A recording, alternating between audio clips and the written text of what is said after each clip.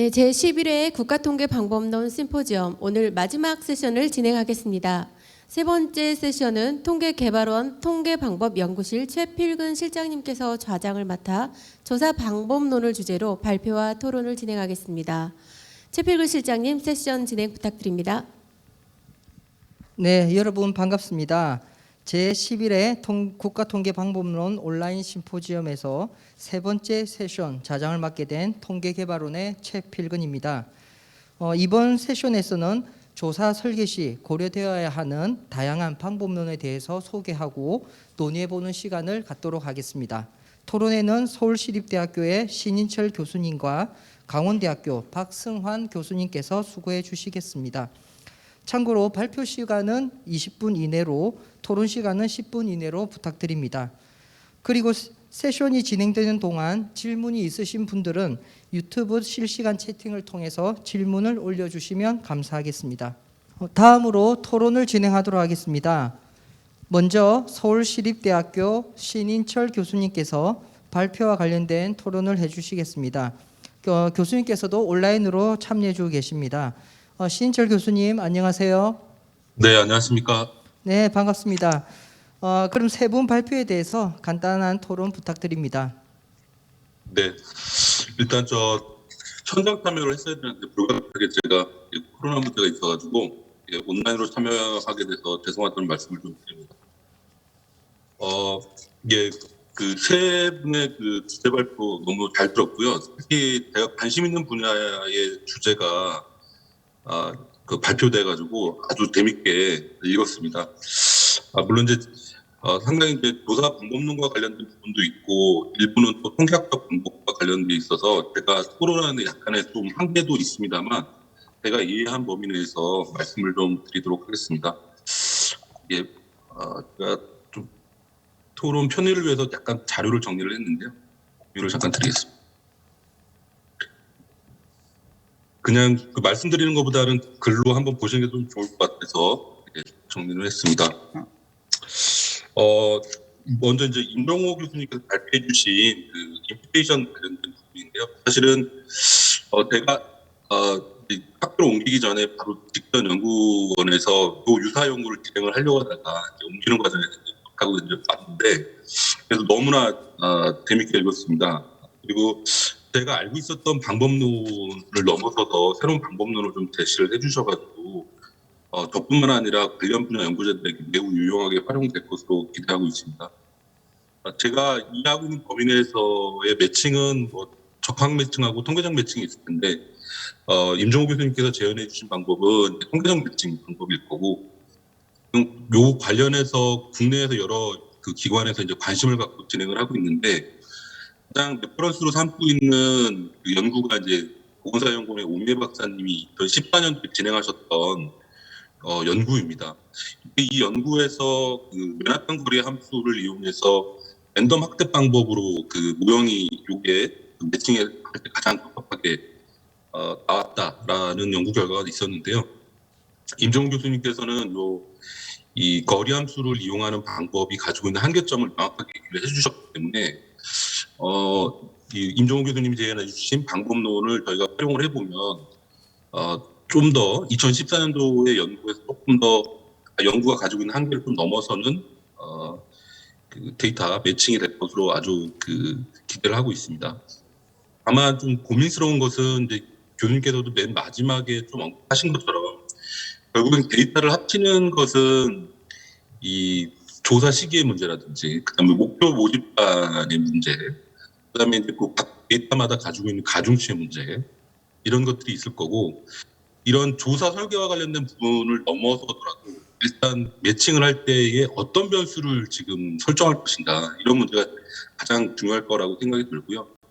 그래서 교수님께서 예전에 2018년도에 그 R 패키지로 그 임퓨테이션 방법을 공유를 해주셨던 것처럼 저희 연구자들을 위해서 이번에 데이터 통합 방법 제안해 주신 방법을 또 R 패키지로 제공을 해주신다면 더 좋을 것 같고 그다음에 거기에 좀 더해서 교수님께서 여력이 되신다면 제가 말씀드렸던 이런 문제들을 좀 고민을 같이 연결을 시켜서 이 데이터 통합에 있어서 제기될 수 있는 문제들을 좀 제안을 해주시고 어떤 방식으로 문제가 있음을 얘기를 해주신다면 후속 연구자들에게 매우 도움이 될 것이라고 생각합니다.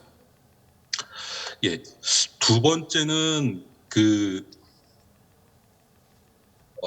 한혁 박사님께서 발표해주신 척도 이슈입니다. 사실은 이 관련된 분야에서 오랫동안 연구를 하셨던 분들이 동일한 고민을 많이 하셨는데 결국에는 그냥 임의적으로 척도를 변환을 해가지고 비교해왔습니다. 그래서 그 과정에서 발생할 수 있는 여러 가지 문제들이 있음을 한혁 박사님께서 명확하게 지적을 해주셨고 특히 이제 언론 보도에서 충분히 이를 고려하지 못한 결과들이 무분별하게 사용되는 문제를 많은 사람들에게 알릴 수 있는 계기였다 생각이 듭니다.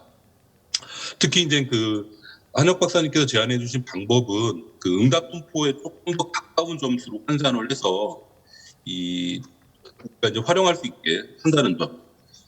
그리고 이제 가끔 우리가 이제 조사를 하는 과정에서 어쩔 수 없이 또는 잘 모르고 척도를 변경함으로 인해서 비교 가능성이 좀 떨어졌을 때 대안으로 사용할 수 있는 방법도 한혁 박사님의 방법론은 매우 유용할 것이라고 생각합니다. 다만 이제 결국엔 앞서 교수님의 연구하고도 연결이 되는데 결국 비교를 한다는 것 자체가 결국에 설계가 유사해야 한다는 그런 특징을 가지고 있고요. 근데 그런 거를 좀 떠나서라도 일단 한혁 박사님께서 제안해 주신 방법론이 조금 널리 활용되기 위해서는 소위 말하는 표준화된 응답 방법이라고 하는 용어가 적합할지 모르겠습니다만 약간 표준화가 좀 필요할 것 같아요. 사실 이거는 좀 불가능할 것 같습니다. 박사님께서 제안해 주신 것처럼 결국 매번 조사 비교를 해야 되는 척도들이 매번 다르기 때문에 이거는 좀 불가능할 것 같긴 한데 결국 사용자들의 선택의 문제인데요. 이게 이 기존의 4점 척도, 5점 척도, 11점 척도들을 서로 비교를 할 때 아주 강명하고 좀 보다 쉽게 전환을 해서 쓸 수 있었던 것에 비해서 박사님께서 제안해 주신 방법이 약간의 이제 추정법, 뭐 간단하긴 합니다만 추정이 들어가야 되는 그런 한 단계 과정을 거쳐야 되는 문제가 있습니다. 그래서 이런 한계를 좀 어떻게 넘어설 수 있을지.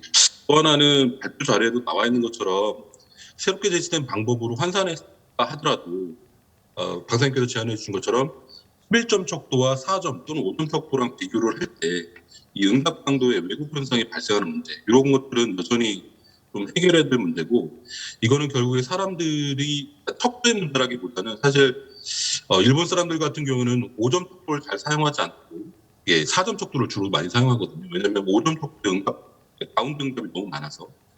근데 그런 것처럼 사람들의 이제 응답 패턴이 결국엔 되게 중요한 영향을 미칠 것 같고 그래서 그런 문제를 좀 해결하기에는 여전히 요 새롭게 제시된 방법이 좀 여전히 한계가 있겠다 생각이 듭니다. 그다음에 이제 이게 이제 연구 논문으로 나온 것도 제가 좀 확인을 했는데 좀 이미 이제 결과 발표가 되기 시작했기 때문에 어쩔 수 없지만 개인적으로는 유사 실험을 한 2-3차례 정도 조금 추가 연구를 하셔가지고 타당성 검토를 조금만 더 해주시면 좋겠다라는 생각이 들고 그다음에 이제 세 개의 조사 결과를 비교를 하시면서 기초 통계들이 크게 벗어나지 않는다는 것을 보여주셨음에도 불구하고 가능하다면 좀 매칭 방법을 이용해서 유사한 샘플들을 선택하고 그 결과를 비교해 보시면 조금 더 투자자들에게 또 더 타당하게 다가오지 않을까 생각합니다. 또 하나는 고민스러운 것은 여기에는 어떤 척도들을 이용하셨는지가 정확하게 제시가 안 되지만 개인적으로는 척도가 이제 부정의 방향성도 되게 중요하고요. 그다음에 질문의 난이도, 그다음에 주제 이런 것들이 사람들의 응답 패턴에 되게 영향을 많이 주거든요. 그래서 이런 제안을 해주실 때 이런 특징들을 좀 고려를 해서 가장 평이하고 누구나 소위 말한 4-5점 척도이지만 약간 정규 분포에 가까운 형태로 응답할 수 있는 방향들을 선택하고 그걸 기반으로 한번 검토를 해주신다면 좋겠다 생각이 듭니다. 말씀이 좀 길어져서 죄송합니다. 그리고 마지막 발표인데요. 김현지 팀장님께서 해주신 내용은 사실은 지금 국내에서 패널 조사들이 상당히 많아지면서 이 가중치 설계 방법과 관련된 어떤 표준화된 형태들은 표준화된 모형들은 많이 발전된 것이라고 생각합니다. 그럼에도 불구하고 그 장애인의 삶 패널 조사에 적합한 형태로 그 가중치 설계 방법을 고려하신 점이 되게 의의가 있고 좋다고 생각합니다. 다만 이제 특히 제가 좀 확인을 해보니까 한국 노동 패널 조사, 복지 패널 조사에서 응답 모형, 그러니까 사람들이 이제 특정 해에 조사에 응답했는지 안 했는지와 관련된 모형을 잡을 때 뭐 이런 형태로 잡았습니다. 물론 이거는 조사의 특성을 고려했을 때 이 설명 교수를 설정을 해야 되는데요. 다만 이제 장애인의 삶 패널 조사 같은 경우에는 장애 유형과 장애 정도가 되게 중요한 변수이기 때문에 포함시킨 것은 맞지만 그럼에도 불구하고 저희가 결과를 봤을 때 이 지금 볼드로 칠해놓은 것들이 실제로 응답 확률에 통계적으로 유의미한 영향을 주지 않더라고요. 예를 들어서 한국 노동 패널 조사 같은 경우에는 소득이 표기의 모델이 있었는데 이때 소득이 응답 확률에 영향을 안 주는 것으로 나와서 요거는 응답 확률 모형에 있어서 제외해서 분석을 했습니다. 그래서 이런 점들을 좀 고려를 하신다면 요 응답 확률 모형과 관련해서 조금 더 고민이 좀 필요하지 않을까라는 생각이 들었고요. 그럼에도 불구하고 김현지 팀장님께서 발표해 주신 내용은 되게 좋았습니다. 특히 이 동반 가중치를 2개로 제안해 주시는 거는 저희 이용자들한테 매우 유용할 것이라 생각합니다. 특히 최근에 이제 패널 모형을 이용해서 연구하는 연구자들이 많아지고 있는데 그때 특히 이제 밸런스 패널입니다. 그러니까 모든 연도에 다 응답한 대상자들을 분석할 때 기존의 가중치들이 맨 마지막에 응답한 사람들을 기준으로 말하자면 김현지 팀장님 말씀해 주신 동상가족이 2인데요. 그것만 제시가 되어 있어서 실제로 밸런스 패널을 분석을 할 때 여러 가지 좀 어려움들이 좀 있었습니다. 그래서 이번에 이제 그 2가지 방식으로 제안을 해주신다면 특히 이제 밸런스 패널을 이용해서 연구하고자 하는 연구자들에게 매우 유용한 가중치가 될 것으로 판단이 됩니다. 그럼에도 불구하고 여전히 이런 그 단위무응답 말고 항목무응답이 다수 발생하는 그 문항을 이용해서 분석을 했을 때 첫 번째와 두 번째 중상 가중치로도 여전히 해결되지 못하는 그런 문제들이 있어서 이것과 관련해서는 조금 관련 분야 연구자들께서 같이 좀 머리를 맞대서 어떤 방식이 가장 적합할지 좀 고민이 좀 필요하지 않을까 생각합니다. 두서없이 토론 말씀드렸습니다. 고맙습니다. 네, 신인철 교수님 토론 감사드립니다. 다음으로 강원대학교 박승환 교수님께서 발표와 관련된 토론을 해주시겠습니다. 교수님께서도 온라인으로 참여해 주고 계신데요. 박승환 교수님, 안녕하세요. 네, 안녕하세요. 제 목소리 잘 들리시나요? 네, 잘 들립니다. 네, 그럼 간단히 토론 부탁드립니다. 네, 저도 오늘 그 대면 수업이 있어가지고 그 학회장에 참석을 못한 점 되게 아쉽게 생각하고요. 먼저 세 분 그 발표자의 발표 잘 들었습니다. 상당히 의미 있고 좋은 발표라고 생각됩니다. 먼저 그 임종호 교수님께서 그 이제 멀티플 데이터 소스에 대해서 이제 인티그레이션 하는 방법에 대해서 잘 설명을 해 주셨는데, 저는 이제 간단하게 이 부분에 대해서는 그 저희가 그 거의 같은 분야를 연구하고 있는 연구자라서 간단하게 이제 그 한두 가지만 질문을 하고 다른 그 연구자로 넘어가겠습니다.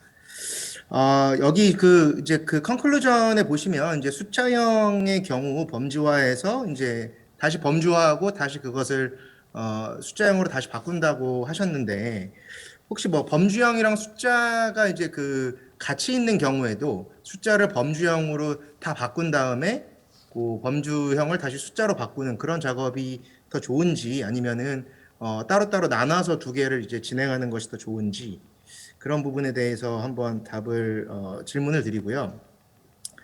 다음에 그 신인철 교수님께서도 말씀해 주셨지만, 이게 그 빅데이터 이런 쪽으로도 그 적용을 좀 하려면 아무래도 그 우리가 이제 그 공통 변수라고 해야 될까요? 그런 어떤 모형 선택에 있어서 그 필요한 변수를 잡아내는 것이 필요할 것 같긴 한데 이 부분에 대해서는 아마 뭐 어떤 뭐 답을 제가 요구하는 건 아니고요. 이런 부분에 대한 연구가 저도 필요하다는 것에 동의한다고 말씀을 드리도록 하겠습니다. 네. 다음으로 한혁 박사님께서 이제 말씀해주신 만족도 측정 방법 비교 가능성 연구에 대해서 살짝 코멘트를 드리도록 하겠습니다. 리커트 척도 점수에 대해서 저도 뭐 통계학자로서 그냥 리커트 척도 점수가 주어지면 단순히 그것을 뭐 7점이든 5점이든 평균을 내거나 뭐 혹은 합산 혹은 합산 또는 평균을 내서 통계적 분석에만 사용하기 바빴었는데요. 이렇게 뭐 4점 척도, 5점 척도, 뭐 11점 척도 요것에 대해서 과연 그것들을 하나로 이렇게 볼 수 있을까, 이런 연구가 상당히 흥미로웠고요. 특히나 이번 연구에서는 같은 표본을 대상으로 80명씩 나눠서 이제 동일한 질문을 단지 척도 점수만 이제 척도 4점 척도, 5점 척도, 11점 척도로만 이제 나눠서 물어볼 수 있어서 항목 간의 비교가 가능하다는 점에서 상당히 흥미로웠습니다. 그런데 지금 말씀해 주신 여러 방법들을 보니까 4점이든 5점이든 이런 것을 1, 2, 3, 4 혹은 1, 2, 3, 4, 5로 이제 숫자로 바꿔서 그것의 어떤 평균이 일치하지 않는지, 이런 것들을 이제 주로 선행 연구들이 분석을 하였고 박사님께서도 분석을 하셨는데, 이게 4점 척도 같은 거를 어떤 문항의 어떤 질문을 보면 뭐 매우 동의, 동의, 비동의, 매우 비동의, 5점 같은 경우에는 매우 동의, 동의, 그다음 보통, 비동의, 매우 비동의 이렇게 되어 있습니다. 그러면은 우리가 이것을 단순히 점수로 바꿨을 때는 이제 뭐 1, 2, 3, 4, 1, 2, 3, 4, 5인데 과연 이제 이것을 그냥 어떤 문항의 의미를 살려가지고 4점 척도에서 매우 동의와 동의의 어떤 비율과 5점 척도에서의 매우 동의와 동의의 비율, 또 11점 척도에서의 매우 동의와 뭐 동의의 비율, 이런 것들이 어떻게 같은지 다른지, 특히 이번 연구에서는 동일한 집단에 대해서 80명씩 나눠서 질문을 했기 때문에 이런 것들을 분석할 수 있을 것 같고, 다시 정리하면 우리 단순하게 이제 평균만 볼 게 아니라 80명의 분포를 매우 동의, 동의, 뭐 혹은 뭐 비동의, 매우 비동의 이런 것들에 대해서 우리가 어떤 퀀타일 개념적으로 접근을 하면 조금 더 의미 있는 결과를 볼 수 있지 않을까라는 이제 생각이 듭니다. 그 다음에 한 가지 뭐 간단한 질문은 이제 새로운 환산 방법으로 이제 하셔가지고 회귀 분석을 해서 앞에 이제 여러 변수에 대해서 어떤 평균 비교에 대한 어떤 T 검정을 하신 것처럼 혹시 이런 것을 했을 때 결과가 어떻게 나오는지 궁금한데 여기 발표 자료에는 없어가지고 뭐 한번 말씀해 주실 수 있으면 부탁을 드리겠습니다. 네, 다음으로 여기 장애인 3 패널 조사의 종단 가중치 처리 방법에 대해서 말씀을 드리도록 하겠습니다. 제가 지금 사실 장애인 고용 패널 조사의 가중치 산출의 연구를 또 수행을 계속 하고 있는데요. 장애인 고용 여러 패널 조사, 장애인 고용 패널 조사도 마찬가지고 이 장애인 3 패널 조사도 마찬가지고 이렇게 재진입하는 어떤 사람들 때문에 이제 가중치 산출이 조금 까다롭게 발생을 합니다. 그래서 지금 먼저 우리가 여기 이 1차, 2차, 3차 연속으로 이렇게 3개년 응답하는 이제 사람들에 대해서는 지금 말씀하신 대로 우리가 종단 가중치를 이제 부여한다고 하고, 이제 2차 연도까지는 사실은 이제 3차 연도와 다르게 이제 다시 이제 3차 연도를 말씀드리면 이제 3차 연도에만 응답한 사람들이 있죠. 그래서 1, 2, 3차 연도 연속해서 응답한 사람, 그 다음에 1차에 응답하고 2차에 안 하고 3차에 응답한 사람. 그래서 3차 연도에 응답한 사람들 대상으로 우리가 이제 가중치를 주는 거를 이제 어떤 요 표본 쪽에서는 이제 종단 가중치라고는 하지 않고 횡단 가중치라고 이제 얘기를 합니다. 그래서 엄밀하게 이제 2차까지는 이제 종단 가중치와 이제 횡단 가중치가 이제 동일하죠. 왜냐하면 이제 응답한 사람이 연속으로 응답한 사람이 한 타임밖에 없으니까. 그래서 지금 어떤 이제 용어를 조금 이제 다시 이제 헷갈리지 않게 하기 위해서 이제 종단 가중치는 지금 말씀하신 대로 이러한 이제 방법을 통해서 뭐 로지스틱 우리가 분석을 이제 대부분 많은 경우에 이제 진행을 한 다음에 이제 레이킹 비조정을 통해서 종단 가중치는 지금 말씀해 주신 거와 같이 산출을 하고요. 근데 이제 이 횡단 가중치를 산출을 할 때는 이제 방안 이제 1에서 이제 종단 가중치 대상, 그러니까 연속해서 응답한 사람들에 대해서도 최근 가중치를 사용하고, 그다음에 재진입한 사람들에 대해서도 최근 가중치를 사용하게 되면 지금 아마 연속해서 응답한 사람들은 이제 2차의 가중치를 사용하고 3차에 재진입한 사람들은 아마 1차의 가중치를 사용하게 될 건데, 이러한 경우에는 어떤 두 개의 가중치 간의 어떤 상대적 크기가 차이가 나서 레이킹 비조정까지 하게 되면 이 부분이 조금 문제가 될 수 있어서 뭐 이 방법이 뒤에 이제 사실은 결과를 봤을 때는 세 방법 간에 크게 차이가 안 나서 다행이긴 한데, 지금 고용 패널 조사에서는 일단 기본적으로는 어떤 N차, 이게 나중에 4차, 5차가 진행이 될수록 이 횡단 가중치가 문제가 생기기 때문에 뭐 4차, 5차에 가서도 기본적으로 1차 가중치를 가장 기본 가중치로 사용을 하고요.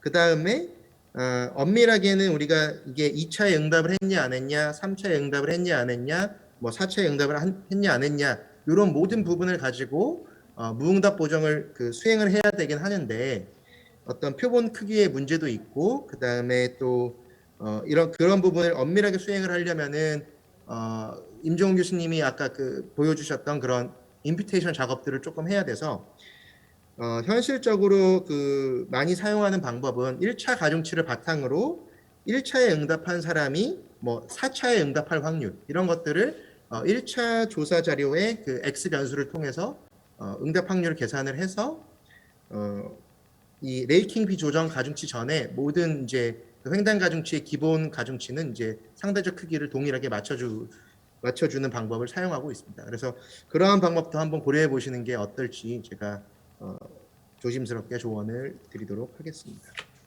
네, 제 토론은 여기까지 하도록 하겠습니다. 네, 박승환 교수님 토론 감사드립니다. 그럼 발표자분들께서 방금 토론에 대한 의견이나 또 추가로 하고 싶은 말씀을 해주시면 감사하겠습니다. 먼저 발표 순서대로 김종호 교수님께서 먼저 발표해 주십시오. 네, 우선 좋은 말씀해 주신 신인철 교수님이랑 박상현 교수님께 감사하다는 말씀을 드리고, 두 분 교수님께서 말씀 주신 코멘트와 질문 사항을 이제 한꺼번에 묶어서 이제 답변을 드리도록 하겠습니다. 사실은 이제 두 분이 말씀하신 내용이 어떻게 보면 향후 연구 주제랑 이제 매우 밀접하게 연관이 되어 있는 것 같습니다. 우선은 첫 번째로 이제 공통병수 X를 선택하는 것은 네, 사실 지적해 주신 것처럼 이제 대단히 중요한 문제입니다. 요거를 이제 국가 통계 측면에서 보면은 이제 설계 변수를 사용하면 됩니다. 보통 일반적으로 설계 변수가 설령 연령대 지역 정도 들어가니까 그 정도 사용하면 이제 문제가 없을 것 같고요. 이제 이 방법을 예를 들어서 이제 빅데이터 흔히 이제 레코멘데이션 추천 이런 데도 이제 응용할 수가 있는데요. 왜냐하면 X, Y에서 새로운 Z를 붙이는 게 이제 추천으로 생각하면은 새로운 아이템에 대한 리스폰스를 이제 예측하는 거랑 같습니다. 이제 이런 거를 일반적으로 콜드 스타팅 프로블럼이라고 하는데, 그런 것에 이제 응용을 할 때는 X가 꼭 많은 게 좋은 게 아닙니다. 그래서 X를 이제 좀 디덕션을 사용하는데 어떤 특정 변수를 선택하는 문제라기보다는 아이디얼 포인트가 뭐 2차원이든 몇 차원이든 데이터가 이제 변수가 P 차원이 있으면 걔보다는 상당히 작은 어떤 유저들 혹은 가구나 개인의 성향 점수로 줄여서 성향 점수를 이용하는 형태로 이제 진행을 할 수 있을 것이고요. 그다음에 이제 동일한 모집단, 이질적인 모집단 문제는 문제가 될 수 있습니다. 이제 그게 이질적인 문제라고 하더라도 공통적으로 쉐어할 수 있는 벤치마킹 정보가 있으면 크게 문제되지 않고, 그렇지 않다면 이제 그 부분은 좀 고민을 해봐야 될 것 같습니다. 그 다음에 이제 가중치 문제는 두 조사 데이터의 가중치가 이제 당연히 다릅니다. 하지만 이제 이런 제가 오늘 소개시켜드린 방법은 그 가중치가 다른 것에 대해서 아무런 영향을 받지 않습니다. 그래서 그 서두에서 말씀드렸듯이 하나는 마이크로 데이터고 하나는 매크로 데이터도 상관이 없습니다. 다만 이제 요구 사항은 그 각 조사들이 이제 범주형 자료로 되어 있으면은 그게 문제되지 않고요. 그 다음에 이제 박상환 교수님 말씀해주신 만약에 연속형, 그 다음에 혼합형 경우 어떻게 될 것인가. 만약 연속형 변수가 이제 많지 않다고 하면은 실제 임퓨테이션에서 제가 할 때는 우리 타겟 임퓨테이션 모델을 2개로 쪼개서 했는데 연속형 개수 숫자만큼 더 잘게 쪼개서 하면 되고요. 근데 연속형이 너무 많다. 이제 그렇게 되면은 범주화해서 쓰는 것이 이제 더 효과적일 것으로 생각이 됩니다. 그 부분은 이제 향후 연구 주제로서 다양하게 이제 고민을 해봐야 될 것으로 생각을 하고 있습니다. 마지막으로 통계 패키지를 개발하는 것은 사실 쉬운 문제는 아닙니다. 이게 제가 오늘도 통계학회 기고문을 이제 쓰고서 왔었는데 그 기고문에서 통계 패키지를 만드는 것에 대해서 통계학회 커뮤니티 자체에서 사실은 그렇게 높게 평가해 주지 않습니다. 이제 통계 활용도 측면에서는 정말 중요한 일인데 그런 부분에서 좀 인커리지를 해야 된다. 저도 그런 글을 이제 쓰고 왔습니다. 그래서 말씀 주신 만큼 제가 방법론 개발하고 하면서 많은 분들이 쓸 수 있게 통계 패키지도 꼭 같이 개발을 해서 공유할 수 있도록 하겠습니다. 감사합니다. 네, 한혁 박사님 부탁합니다. 네, 먼저 두 분의 토론자분들께서 주신 귀한 말씀 정말 감사합니다.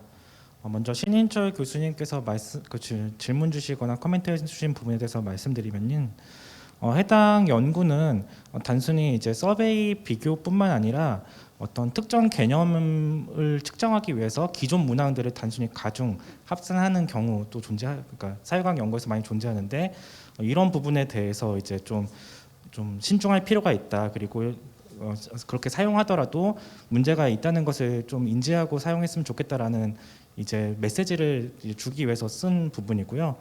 따라서 활용성 측면에서 표준화된 응답 강도에 대해서 표준화된 이제 변환식 같은 것들을 요구해 주셨는데 저도 이제 표준화된 응답식이 있으면은 그러니까 통계를 사용하는 실사용자 입장에서 굉장히 유용할 거라고 생각하지만은 첫 번째로 이 연구 자체가 어떤 이제 좀 주의하자는 메시지를 주고 있는 상황에서 어떤 오차 범위를 어떻게든 가질 수밖에 없는 표준화된 환산식을 제공한다는 것 자체가 좀 이제 부담이 존재했던 부분들이 있었고요.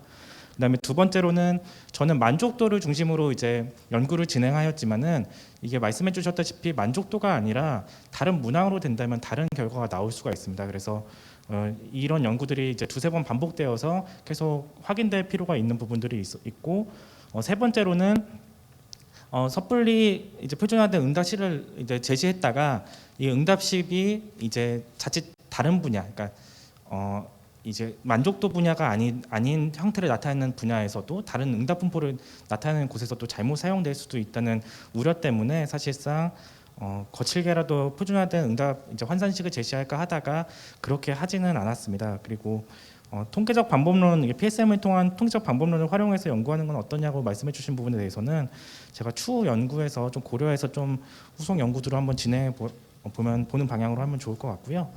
그다음에 박승환 교수님께서 제시해준 이제 말씀 중에서 이제 척도에 대한 문항들을 이제 퀀타일 관점에서 해서 이제 동의와 비동의로 묶어서 이제 보는 것이 어떠냐라고 이제 말씀해 주셨는데 제가 이 연구에서는 진행하지 않았지만은 서베이를 활용하는 과정에서 같은 모집단을 가지는 문항들을 이제 이런 그 퀀타일 개념으로 비교를 한 적이 있었습니다. 근데 그 과정에서 가장 큰 문제가 뭐였냐면은 이제 척도가 중앙값이 있는 경우가 가장 문제가 되더라고요. 예를 들어서 4점 척도는 동의와 비동의가 1, 2와 3, 4로 자연스럽게 나눠지지만은 5점 척도의 경우에는 1, 2와 4, 5가 돼서 3점 척도의 항방이 이거를 제거한 다음에 비율을 나누더라도 그 비율이 굉장히 많이 값이 튀는 경우들이 이제 발생을 하더라고요. 그래서 이런 부분에 대해서도 그러니까 이 연구를 통해서 다시 한번 확인해야겠지만은 그런 부분은 제가 예전에는 다른 연구를 통해서 확인할 수가 있었고요.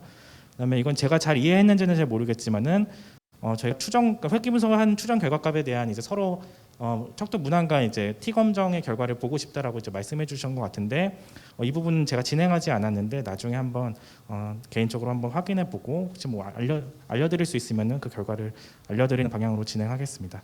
감사합니다. 네, 김현지 팀장님.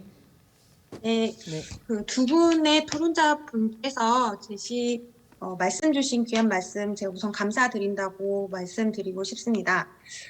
두 분 그 교수님께서 주신 의견을 좀 종합적으로 말씀드릴 수 있을 것 같아서 그렇게 말씀드리도록 하겠습니다.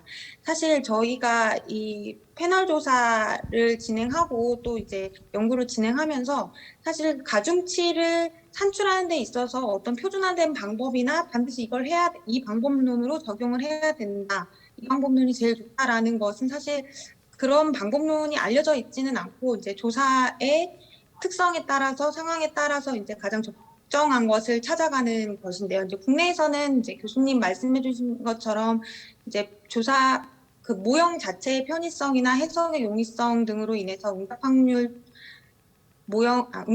추정 모형을 사용을 하는데 로지스틱 회계 모형으로 또 해외에서는 사실 차드 모형이나 다른 무응답 그룹 간의 그룹핑을 해서 가중치를 산출한다거나 이런 경우들이 이제 이렇게 되어 있는데요. 그렇다면은 저희는 이걸 이제 진행을 하면서 우리는 그럼 우리 조사에서는 어떤 방법을 적용하는 게 타당할 것이냐, 우리 방법에서는 앞으로 어떻게 적용할 것이냐, 이제 이런 관점에서 이제 시작이 되었고 그렇다면은 먼저 데이터를 사용하는 데 있어서도 1차 조사 자료를 사용할 수도 있고 가중치 산출의 2차 조사를 또 사용할 수도 있고 이런 측면 그리고 유의미한 변수로 그러니까 확률 모형 안에서 어떤 변수를 사용할 것이냐 그것도 사실 교수님 지적해 주신 대로 많은 경우 1차 조사 자료를 사용을 하고 있는데요.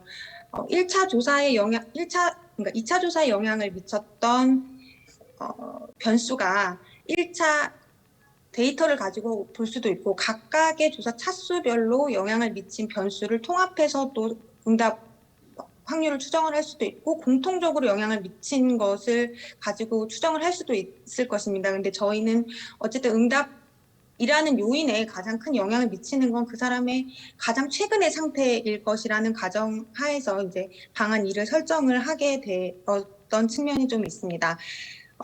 저희가 그리고 또 장애인을 대상으로 조사하는 조사인데요. 교수님 말씀하신 것처럼 사실 장애 유형과 장애 정도, 이 장애 특성이 확률 모형에서는 유의미한 변수로 나타나 있지는 않습니다. 그러니까 저희가 이거를 이 변수는 사실 설계 변수로 사용된 변수고 유의미하지 않지만 어쨌든 응답에는 영향을 미칠 수 있는 인구학적인 중요한 요인이 있고 이 조사의 특징이기 때문에 좀 반영했던 측면이 있습니다. 그래도 저희가 이제 실제로 적용할 방법을 도출한다 하더라도 교수님들께서 지적해 주시고 말씀해 주셨던 부분은 향후에 추가적인 연구로라도 비교 방법으로 좀 제안을 하고 검토해 볼 수 있는 사항이라고 생각이 됩니다. 저희가 또 조사가 진행된 지 이제 3년 그리고 이제 4차년도 조사가 진행이 돼 있는데 교수님들께서도 앞으로도 저희 조사에 많이 관심 가져주시고 의견 그리고 고견 주시면 저희도 또 감사할 것 같습니다. 감사합니다. 네, 말씀 감사드립니다. 마지막으로 현재 유튜브 생방송을 시청하고 계시는 참여자분들께서 발표와 토론 내용에 대해서 궁금한 질문들을 해주셨습니다. 시간 관계상 몇 개의 질문에 대해서만 답변을 듣도록 하겠습니다. 제가 발표자분들께 미리 질문을 좀 드릴게요. 한 분씩 답변해 주시면 감사하겠습니다. 먼저 임종호 교수님께 질문입니다. 처음 발표 때 동일 모집단을 가정하셨는데요. 이제 두 표본 조사 간 조사 시점이 다른 경우, 예를 들어서 19년하고 20년 조사에도 이를 적용할 수 있는지 궁금하다는 내용과 그리고 앞서 말씀하신 행정자료와 조사자료에 이제 연계에 대해서 언급을 해 주셨는데 웹 패널이나 우리 빅데이터 등 비확률 표본 자료 등에 대해서도 확장이 가능한지 궁금하다고 이렇게 말씀해 주셨습니다. 그리고 한혁 부연구원님께는 지금 그 홀수 응답 보기에는 5점하고 11점 저 척도가 응답 분포가 다르다는 점이 인상적이었는데요. 척도가 이렇게 세분화될수록 중간값이 오른쪽으로 이동하는 이유가 무엇이라고 생각하는지 의견 주셨고요. 마지막으로 김현지 팀장님께는 지금 장애인사 패널 조사가 한 3, 4년 차 이렇게 되고 있는데 지속적으로 이제 사망으로 인해서 패널 마모가 늘어날 것으로 보입니다. 혹시 이에 대한 방안을 고민하고 계시는지 질문을 해 주셨습니다.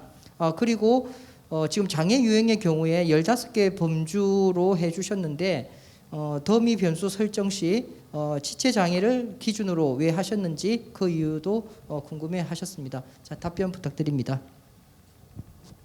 네, 제가 먼저 답변 드리겠습니다.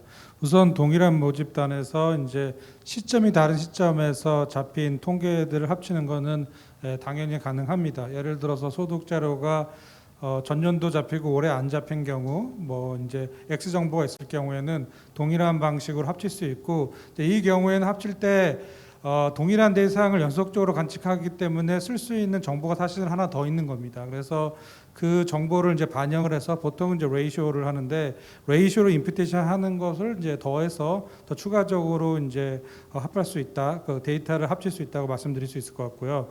그 다음에 조사 자료랑 이제 non-probability 샘플을 합치는 거, 빅데이터를 합치는 것도 가능합니다. 조사 자료에서 합치는 거는 그게 이제 그 대상이 빅데이터든 non-probability 샘플이든 상관이 없습니다. 조사 자료 기점을 붙이는 것은 상관이 없고요. 그 다음에 두 개의 non-probability 샘플을 붙이는 것도 상관이 없습니다. 다만 그 경우에는 벤치마킹 정보가 필요합니다. 둘 다 그러니까 선택 편의에 노출되어 있기 때문에 그냥 합쳐버리면 그 선택 편의가 그대로 샘플에 남기 때문에 선택 편의를 제거할 수 있는 인구 사회학적 벤치마킹 인포메이션이 되겠죠. 사람으로 치면 총 인구 조사를 통계청에서 나오는 총 인구 조사 결과를 이용한다거나 혹은 사업체 조사의 결과를 이용한다면은 두 개의 non-profit 샘플을 합치는 것도 가능하다, 그렇게 말씀드릴 수 있을 것 같습니다. 네, 그 척도의 선택지가 많아질수록 중앙값이 오른쪽으로 이동하는 것에 대해서 질문을 주셨는데요. 이 부분에 대해서 뭐 뚜렷한 심리학 실험을 한 것이 아니라서 정확히 말씀드릴 수는 없지만은 제가 생각하는 몇 가지 가설에 대해서만 말씀드리도록 하겠습니다. 첫 번째로는 척도 문항의 선택지가 증가할수록 중앙값에 대한 확인이 굉장히 어렵습니다. 예를 들어서 1점부터 10점까지의 척도는 이제 중앙값이 5.5인데요. 이처럼 중앙값이 잘 드러나지 않기 때문에 중앙값이 이제 5인지 6인지 헷갈리는 이제 현상이 발생할 수 있다고 생각했고요. 두 번째로는 척도 문항의 선택지 수가 늘어날수록 응답 시간이 증가하게 됩니다. 이제 고민의 시간이 많아지게 되는데 이 과정에서 긍정적으로 응답하는 이제 사회 소망성 편향이 나타날 수 있는 이제 가능성이 있다고 보았습니다. 세 번째로 가능한 가설은 이제 5점 척도의 이제 3점이 척도의 선택지 수가 많아지면서 5점이 4, 5, 6으로 선택할 수 있게끔 세분화됨에 있어서 척도의 문항수가 적었을 때는 척도의 선택지 수가 적었을 때는 드러나지 않았던 정보들이 척도의 선택지 수가 늘어나면서 그것이 드러나서 이제 오른쪽으로 오른쪽으로 약간 치우쳤을 수 있다고 이제 생각하고 있습니다. 네, 감사합니다. 네, 김현주 팀장님. 네, 두 가지 질문해 주셨는데 사망이나 사실 장애 등록 취소는 저희가 그 패널 마모를 컨트롤할 수 없는 부분인 것입니다. 그래서 저희가 저희 모집단 자체가 전체 등록 장애인이 아니라 2015년부터 2017년 사이에 장애를 등록했던 초기 등록 장애인으로 구성이 되어 있기 때문에 중간에 어떤 다른 패널 같은 경우에는 패널 추가를 하기도 하고 하는데 저희는 그쪽은 고려를 하지 않고 있고 저희 생각에는 어쨌든 현재 사망이나 장애 등록 취소가 아닌 다른 패널들에 대한 조사 미참여 사유에 대한 분석을 바탕으로 이들을 접근하고 선택하는 방법을 가지고 진행을 해야 된다라는 것이 일단 1차적인 원칙으로 가져가고 있습니다. 그다음에 더미 변수 관련해서도 질문을 주셨는데요. 더미를 어떤 항목으로 지정하느냐, 이거는 결국 해석상의 문제인 거지 모형상의 문제는 아니기 때문에 저희가 현재 프로그램상에서 저희 데이터상의 지체장애가 제일 상단에 들어가 있기 때문에 잡혀 있는 지체장애를 더 기준 변수로 잡아둔 것입니다. 근데 다른 기준 항목을 잡는다고 하더라도 상관은 없기 때문에 여기에 대해서 항목을 특별히 고려한 건 아니다라고 말씀드리겠습니다. 이상입니다. 네, 감사드립니다.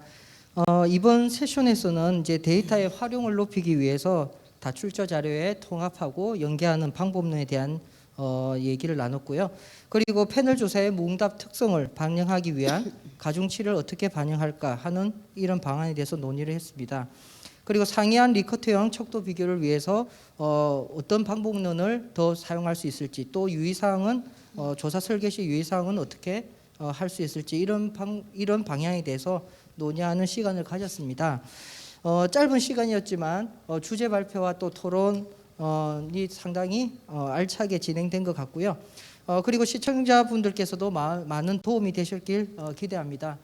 향후 발표자분들께서도 앞으로 더 좋은 연구하시길 부탁드리겠습니다. 이상으로 제11회 국가통계방법론 온라인 심포지엄 1일차 마지막 세션을 마치도록 하겠습니다. 발표와 토론에 수고해 주신 모든 분들, 그리고 온라인으로 함께해 주신 분들께 감사드립니다. 네, 발표와 토론을 진행해 주신 5분과 좌장으로 수고해 주신 최필근 실장님 감사합니다. 세 번째 세션을 마지막으로 오늘 준비한 일정은 모두 종료되었습니다. 내일은 오전 9시 40분부터 심포지엄이 시작될 예정입니다. 데이터 중심 디지털 경제의 도래를 주제로 한 한국 뉴욕 주립대 민원기 총장님의 기조 강연과 미국 데이터 파운데이션 니카트 대표의 기조 강연이 준비되어 있습니다. 기조 강연 후에는 데이터 경제, 데이터 기반 정책 연구를 주제로 2개의 세션과 종합 토론이 진행이 됩니다. 온라인으로 시청하시는 분들은 오늘과 동일하게 국가통계방법론 심포지엄 홈페이지에서 방송 보기 메뉴를 통해 유튜브 채널에서 접속하시면 됩니다. 그럼 이상으로 제11회 국가통계방법론 심포지엄 1일차 프로그램을 마치고 저는 내일 오전 9시 40분에 다시 인사드리도록 하겠습니다. 지금까지 함께해 주신 여러분 감사합니다.